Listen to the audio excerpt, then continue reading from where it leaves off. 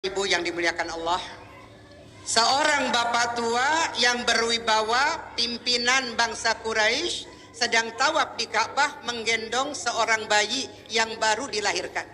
Sedang asyiknya bapak tadi menyebut kalimat-kalimat mulia, datang beberapa bapak-bapak menghampiri bapak yang menggendong bayi tadi. Bertanyalah mereka, "Wahai tuanku Abdul Muttalib, siapa gerangan bayi yang kau gendong ini? Engkau tawafkan di Ka'bah ini. Kami melihat aura bayi ini sangat luar biasa. Cahayanya memenuhi ruangan Ka'bah. Siapakah bayi yang kau gendong, wahai tuanku Abdul Muttalib?" Maka Bapak Abdul Muttalib menjawab, "Cucu saya. Cucu saya. Ayahnya sudah meninggal dunia ketika cucu saya berada 6 bulan di perut ibunya. Ibunya bernama Aminah, ayahnya bernama Abdullah." Tercengang semuanya. Bapak-bapak rombongan tadi bertanya, "Siapa nama cucu bayi ini?" Abdul Muttalib menjawab dengan gagahnya, "Sammaituhu Muhammad. Aku beri nama cucuku dengan nama Muhammad." Bengong semuanya orang di Ka'bah. Muhammad, Muhammad. Belum ada orang Mekah yang namanya Muhammad. Aku belum mendengar seorang bayi laki-laki namanya Muhammad di kota Mekah ini. Biasanya di Mekah ini namanya Abu Thalib, Abu Jahal, Abu Lahab, Abu Bakar, Abu Gosok. Pokoknya abu-abu deh. Ini aneh, wahai tuanku Abdul Muttalib, subhanallah, nama Muhammad. Kaget semua, belum terbiasa ada nama sehebat itu. Orang bertanya, "Kenapa engkau beri nama cucumu nama yang sangat indah dan belum pernah terdengar di kampung kita, di wilayah kita?" Apa kata Abdul Muttalib? "Sammaituhu Muhammadan. Aku namakan bayiku, cucuku Muhammad. Insyaallah mahmudun 'indan nas fid dunya wa mahmudun 'indal malaika fis sama." Aku berharap aku kasih nama cucuku Muhammad, semoga dia menjadi manusia terpuji, manusia yang mulia, dipuji di dunia kepada manusia-manusia dan terpuji di langit dengan malaikat-malaikat Allah. Masya Allah, geger sekampung itu. Nama indah ini belum ada di Mekah. Falamma hamalathu ummuhu Aminah falam tajid li hamlihi alaman wala thiqala. Dalam rawi, ibu-ibu sering baca rawi Syariful Anam. Lagunya enak-enak, cuman artinya kagak tahu. Tuh arti rawi keren bener itu di karang-karang itu oleh orang-orang besar itu. Falamma hamalathu ummuhu Aminah, tatkala Nabi hamil, tatkala Siti Aminah hamil, yang di rahimnya ada seorang manusia mulia. Falam tajid li hamlihi alama wala thiqala. Enggak pernah merasa lelah, enggak pernah merasa capek, enggak pernah merasa ngidam, enggak pernah bayi ini menyusahkan. Masya Allah, Bapak Ibu. Ibu kalau ngidam gimana, Bu? Macam-macam. Ada yang ngidam enggak mau lihat matahari. Ada yang ngidam enggak pengen mandi. Ada yang ngidam 3 bulan kagak pengen makan. Ada yang ngumpet aja ngidam di kolong ranjang. Macam-macam keadaannya, lelah dan lelah. Tapi Siti Aminah tidak merasakan itu semua. Ada lagi begitu ketika saat melahirkan. Falamma kharaja min batni ummihi kharra sajidan ka sujudis salah wa yaqul ummati ummati ummati. Masya Allah. Tatkala Ibunda Aminah melahirkan bayi mulia yang bukan keluar layaknya seperti manusia biasa, tapi keluarnya antara rahim, antara pusar dan kemaluannya dengan operasi sesar. Dokternya bukan dari puskesmas, dokternya bukan dari dukun-dukun, tapi dokternya yang datang merawat kelahiran baginda Rasul adalah bidadari-bidadari dari surga. Luar biasa. Begitu keluar dari rahim ibundanya, tidak ada setetes darah pun. Ajaib. Kharra sajidan kasujudis shalah. Langsung Nabi kita sujud tersungkur bagaikan sujudnya orang yang sholat. Wa yaqul, bayi kecil mungil hebat itu berkata, ummati, ummati, ummati. Di Jakarta ada nggak bayi keluar langsung sujud? Terus ngomong umat, umat, umat? Nggak pernah terjadi. Ini dalam ilmu tauhid disebut irhas. Apa itu irhas? Kejadian luar biasa terjadi kepada seorang nabi dan rasul sebelum dinobatkan diangkat menjadi nabi dan rasul. Nampak kejadian luar biasa sudah ada dari awal-awalnya. Alhamdulillah, masya Allah. Jadi Muhammad mahmudun 'indan nas fid dunya wa mahmudun 'indal malaika fis sama. Alhamdulillah Bapak Ibu. Berjalanlah hari demi hari, waktu demi waktu, alhamdulillah. Pas Nabi kita berumur 6 tahun, ibundanya meninggal dunia, Siti Aminah, dikuburkan di Abwa antara Mekah dan Madinah. Saya beberapa kali ziarah ke sana. Subhanallah.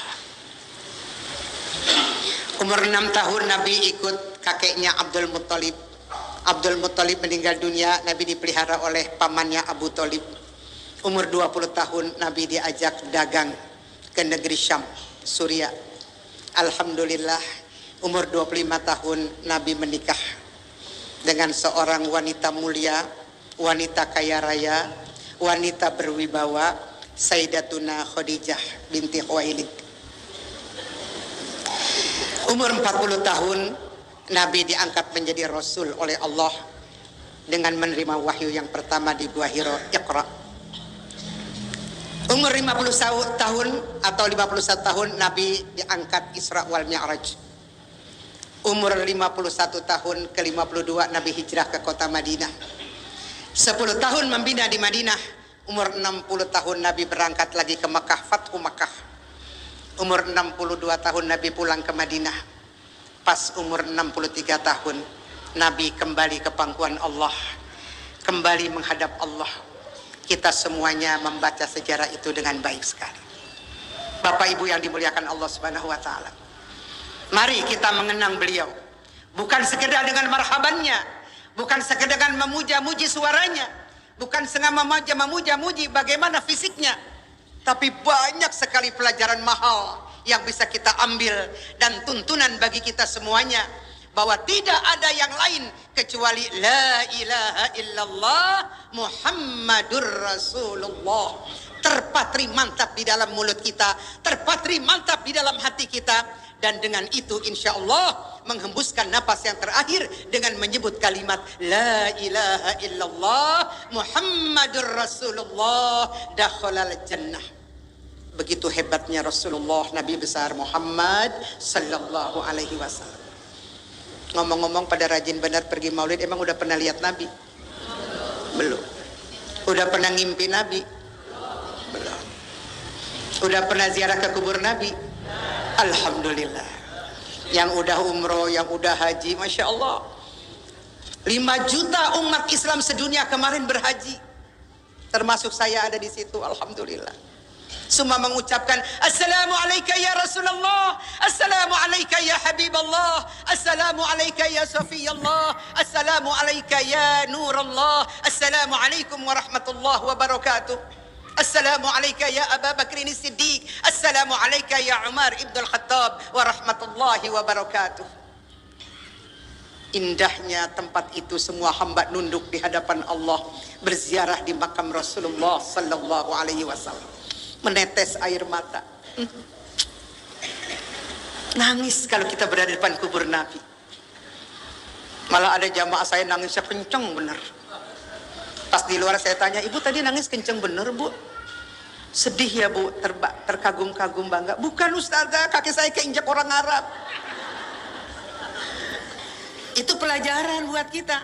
Baru orangnya sekian juta aja kita udah berdesak-desakan, apalagi nanti di padang mahsyar.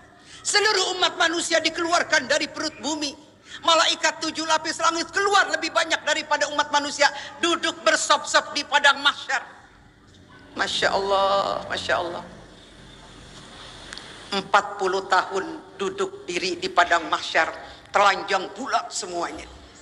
Waktu Nabi cerita itu, Siti Aisyah nunjuk tangan. Apa enggak malu kita ya Rasulullah? Manusia 400 juta, 400 miliar, bertriliun, 40 tahun. Diri bertelanjang bulat. Kata Nabi, sudah tidak ada rasa malu apa-apa. Yang ada kebingungan, pengharapan. Apa nasib kita menghadapi untuk ditimbang di Siratal Mustaqim dan sebagainya. Satu harapan kita Bapak Ibu adalah syafaat Nabi kita Muhammad sallallahu alaihi wasallam. Maka tadi kita baca ayatnya dalam ujung suratul Kahfi. Faman kana yarju liqa'a rabbih. Barang siapa ingin berjumpa dengan Allah. Liqa'a rabbih, berjumpa dengan Allah. Berjumpa dengan ampunannya, berjumpa dengan rahmatnya, berjumpa dengan surganya. Terakhir yang paling diharapkan kita adalah berjumpa dengan wajah Allah subhanahu wa ta'ala. Dua hal. Falyamal amalan salihah. Di alam dunia ini kesempatan paling emas adalah banyak-banyak mengumpulkan amal-amal kebaikan. Amin. Ini Bapak Ibu nih semuanya nih alhamdulillah. Hari Ahad, hari libur, datang semuanya ke Masjid Agung Sunda Kelapa. Luar biasa ini wanita-wanita solihah. Bapak-bapak yang soleh semuanya ada di sini. Rahmat Allah menyertai kita. Allah memandang kita hari ini dengan pandangan yang membanggakan, yang menggembirakan. Masya Allah. Apa kata Allah kepada malaikat? Wahai malaikatku, pandanglah di satu masjid di Jakarta, hamba-hambaku sedang sujud, sedang duduk berjamaah. Mereka tundukkan wajahnya kepada aku, mereka menyerahkan urusannya kepada aku. Wahai malaikatku, persaksikan mereka semuanya, hajat-hajat mereka semuanya aku mudahkan, aku gampangkan. Amin. Masya Allah. Nah inilah orang-orang kaya. Ini orang kaya semua ini. Jangan salah. Laisal ghina an kasratil arad, walakinnal ghina nafsi. Yang namanya kaya bukan harta melimpah, mobil beredar di garasi, uang banyak di bank. Yang namanya kaya bukan emasnya beredar di badan. Yang namanya kaya bukan harta bermiliar, bukan. Ada teman saya kaya banget, alhamdulillah, masya Allah. Tapi di rumah sakit 7 tahun. Makan diselang, minum diselang, BAB diselang, pipis diselang, badan udah kayak lidi, enggak mati-mati. Cucunya sampai datang ke rumah, Ustazah Norma, papa gimana ya? Udah capek ngurusinnya. Lihat begitu ibu, alhamdulillah sehat. Belum lagi musibah kemarin pesawat, ada murid saya 2 orang Bapak Ibu. Usia 40 tahun, mau berangkat pergi dinas di sana. Jatuhlah pesawat itu. Sampai sekarang jenazahnya udah hancur di dalam lautan. Benda-benda pesawatnya juga hancur yang segitu besar-besarnya. Ambil pelajaran dari ilmu buat kita. Masya Allah, Masya Allah. Kita juga semuanya akan pulang ke sana, betul? Kira-kira kapan Ibu? Kapan Bapak? Nggak ada yang tahu. Mungkin Ibu duluan, saya belakangan. Malaikat udah ngincer kita semuanya. Ini 10 tahun lagi, ini 8 tahun lagi, yang di depan 10 tahun lagi, yang di depan sana 16 hari lagi, yang ceramah 30 tahun lagi. Wah, terserah Allah. Betul apa tidak? Ambil pelajaran-pelajaran mahal yang kita lihat dalam kehidupan ini. Allah semuanya memandang kita pada hari ini, alhamdulillah.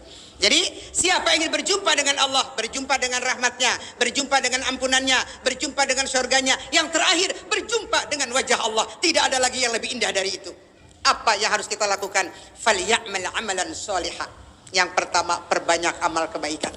Enggak ada kata lain. Sekarang, kapan lagi kalau bukan sekarang? Makanya alhamdulillah, Masya Allah, Bapak Ibu, sehari 5 kali jangan pernah ditinggal sholat. Bapak-bapak yang dekat dengan masjid, berjamaah di masjid, di musola. Ibu-ibu boleh tidak dilarang ke masjid, tapi afdol sholat di rumahnya. Tapi kalau lagi ada di Mekah, lagi umrah haji, jangan sholat di hotel, sholat berjamaah di Masjid Haram atau Masjid Nabawi. Masya Allah, Masya Allah. Nah Bapak Ibu yang dimuliakan Allah Subhanahu Wa Taala, mari kita lihat Rasulullah. Bagaimana Rasulullah yang sudah dijamin masuk surga, dia yang bakal buka pintu surga. Kata Siti Aisyah apa? Tawarramat qadamahu min tulil qiyam.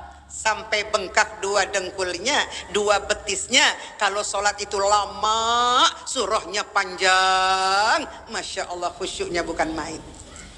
Kalau kita kuliah kulhu inna atoina wal asri. Ya Allah, dari masih perawan sampai udah ubanan. Kuliah kulhu inna atoina wal asri. Yuk Bapak Ibu, kalau maghrib saya diajarkan sama guru saya, sampai sekarang saya amalkan. Kalau maghrib surahnya ayat kursi, Masya Allah. Dan yang kedua surahnya Amanar Rasul, kalau tidak Al-Kafirun atau Qul Huwallah. Subuh kita buka pintu rumah kita dengan ayat kursi. Siapa orang yang memagari rumahnya dengan ayatul kursi, yang memagari menutup rumahnya malam-malam dengan ayatul kursi, maka rumah itu diberikan aman oleh Allah Subhanahu wa taala. Tidak ada angin-angin jahat, tidak ada sihir-sihir teluk, tidak ada orang-orang buruk akan menyerang rumah kita. Pagari rumah kita dengan ayatul kursi, minta kepada Allah Subhanahu wa taala. Jadi Bapak Ibu yang dimuliakan Allah, mari kita ambil uswatun hasanah. Pertama, ibadah Nabi. Sholatnya Masya Allah, surahnya panjang-panjang, selalu berjamaah di masjid. Sampai beberapa saat lagi mau meninggal dunia, Nabi masih sholat berjamaah di masjid. Itu yang pertama. Yang kedua Bapak Ibu, Masya Allah, kita contoh sedekahnya Nabi, uswatun hasanah. Suatu hari Nabi berkata kepada Siti Aisyah, "Wahai Siti Aisyah, sarapan pagi pakai apa hari ini?" Kata Siti Aisyah, "Ada 2 butir korma ya Rasulullah. Korma ambari yang gedenya seperti kepelan saya, Bu. Gede, ada korma ambari di zaman Nabi. 2 butir buat engkau ya Rasul, ini air zam-zamnya. 2 butir buat saya, ini air zam-zamnya. Ayo kita sarapan." Kalau ibu mah nasi uduk, bapak bubur ayam, teh manis, kopi, ada kue gemblong, ada kue cucur, banyak sarapannya. Ada roti, ada selai, macam-macam. Begitu Nabi lagi mau makan, Bapak Ibu, apa yang terjadi? Ada 2 pengemis depan belakang. "Assalamualaikum ya Rasulullah, punyakah engkau korma? Aku lapar benar dan beberapa hari aku nggak makan korma. Kalau lagi pacekli korma, kalau bisa bagi aku korma biar perutku enak dan nyaman." Orang Arab kalau sarapan pakai korma itu nikmat, seperti orang Sunda Kelapa sarapan pakai nasi goreng, karena makanan pokoknya. Kata Nabi, "Wahai Aisyah, kasih.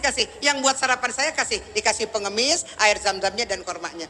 Datang lagi dari belakang, "Assalamualaikum ya Ummul Mukminin, aku sudah 2 hari tidak makan korma. Adakah persiapan korma barang sedikit?" Kata Siti Aisyah, ada, disiapkan udah semua. Pengemis pergi bawa korma, bawa air zam-zam.